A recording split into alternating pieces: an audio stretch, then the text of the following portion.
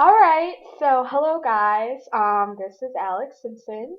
Um, as you see, I have posted all of my lesson plans and everything I've done to the blog I made, Ramblings of a Teacher in Training. And I'm going to start by reviewing everything I have done so far this year. I really like music, so most of my lessons, in fact, all my lessons, they involve some music that I felt you could teach to a younger crowd of children, probably K through second if you really wanted to. The first module we did was iPads, and I cannot use an iPad for the life of me, but it was really interesting to learn how to use. For the iPad lesson, I used the Smart Notebook app on there, and I was able to use it to make some touch things available to move around notes, uh, to show people what the treble clef and the bass clef was, which you'll see in later parts of this.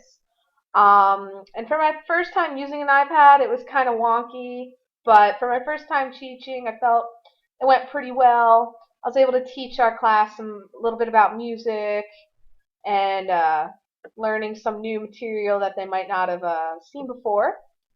And they were able to learn some notes, a bit about the staff. It wasn't extremely long. I wasn't really sure how it was going to go, but it seemed to go pretty well.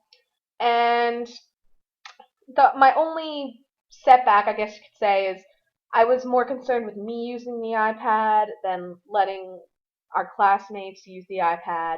So I was able to use this experience to realize that I needed to make the lessons a little more interactive and engaging to give students another shot at getting involved in the classroom. For my second lesson for using the smartboard, I used the smartboard notebook app to do a little bit more of like reviewing and putting the notes to work, as I call it.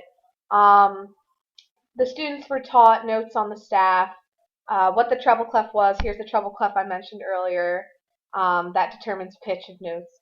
And I taught the students all about notes. So I figured I would review, and to review, I told them, let's see who can interact with the board and have a little fun and move the notes where they need to be. So, like, the notes on the staff in the space are F, A, C, E. So I had some students move these around, and they would have to say the notes as they put them on, which is a good way to reinforce something. You're reinforcing it with touch and actually saying it. And then over here were the line notes, which were E, G, B, D, and F. And that I made myself. This I did not. Um, these were things you could do to try and get the students to figure out what the letters were. And you would click on it, and you would have to guess what it is. I thought this was really cool because it gave you three choices, so it's not like if the kids don't know every single note, they're not going to be able to do well at all if they can't remember it. So this one, for example, would be F, and it gives you a check and it shows you if you're right or not. And I had it go between, one was just for line notes, one was for space notes. This was for all of them. And then on the bottom, I wanted to get the kids a little bit more involved. So I had the staff up here with all the notes, and on the bottom it was divided by a line, and I would give them a word, and they would have to write the word using the music notes, so they'd have to put them in the correct order. Like if the word was bag, they would have to put the music notes in the order that would spell bag, and of course they'd need to know where it was on the staff. And that made some team stuff. So the kids, the students in our class really liked that team stuff. They were really going at it. I thought it was pretty cool. Um, while I did this lesson, I also used something called Class Dojo. Now, Class Dojo is a really cool little tech thing that my teacher, Jessica Malloy, for my 40 hours of ed psych fieldwork, She showed it to me. She only used it once or twice in class, but I thought it was a very interesting tool. You make each of the students into a cute little monster here. For our tech class, I made the groups in our class into monsters.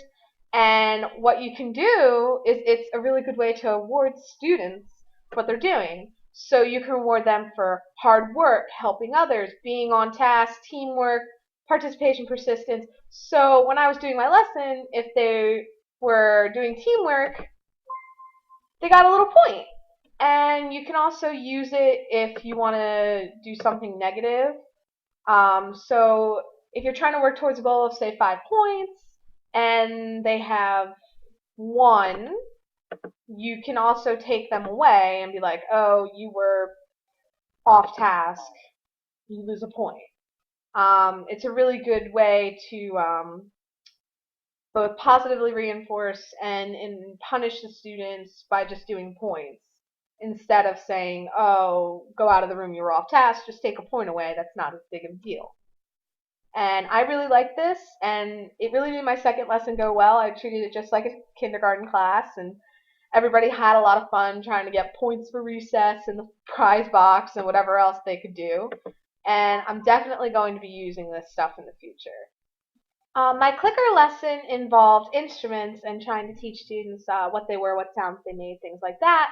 So for the first question, I asked, what is an instrument? Because I figured that was an easy way to get people into using the clickers. This lesson I found on Smart Exchange, and I tweaked to my own devices.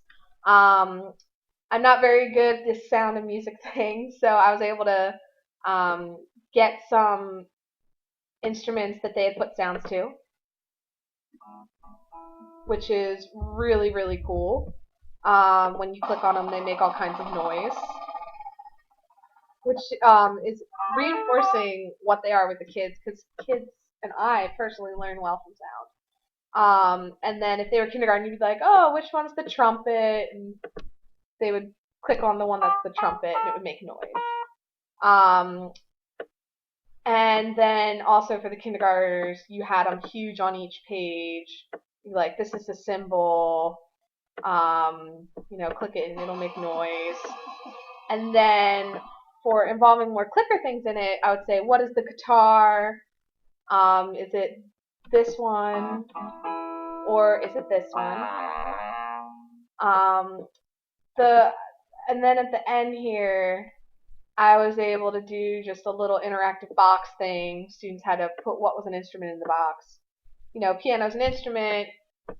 Cat obviously is not, so it gets spit back out. The only thing I really didn't like about this clicker unit was it wasn't very creative. There wasn't a lot you could do with it.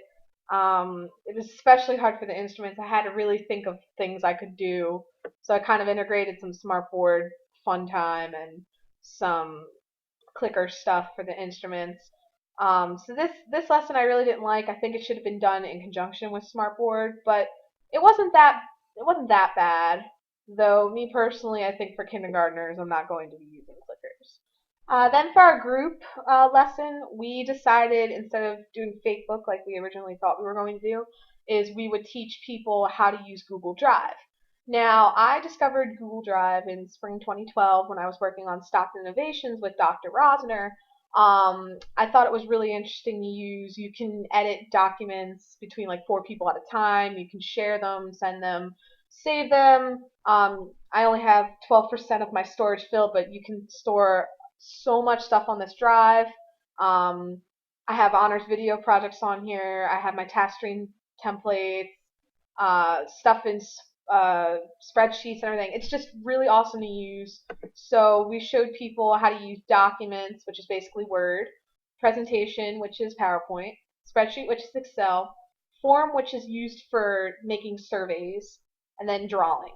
And you can connect apps to it, and you can download the drive for your computer. You can do so many things, and I really think this lesson went well between all of us. We were able to hit the 40 minutes pretty much. We were able to go into each separate thing in detail. We were able to show people how it could be used as a file center to upload everything. We were able to show them how it can be used to share things. I mean, this is just pretty awesome, Google Drive. And I really like the way the lesson went. We each did our separate parts, and it worked out really well. Also, along with our lessons, we were able to do little video reflections on things we saw. We could pick the videos ourselves. And I did kind of like this. I really like things dealing with little kids, and I was able to watch videos on social and emotional learning. The Swings for Kids thing is an after school program where they really help kids just grow, and they teach children how to listen to each other, make choices. I was also able to look at multiple intelligences. How like you cater to kids' strengths, differentiated instruction, where if children need more time in math, you give them more time in math, which I totally agree with. Students need to achieve mastery on stuff. And there was also high school childcare, where high school students were taking care of some of the teachers' kids or just kids from the community. All of these things were very eye-opening. They were very interesting. I would like to perhaps see some of them implemented in the school system at some point. And it was all in all really interesting stuff to watch. Um, in the end, I think this class really did teach me a lot about technology for teachers. It taught me some different ways to look at things. And, I use things I probably would have not used, like an iPad. Um, and all in all, I learned a lot. I got to work well with people. And it was really just a great experience.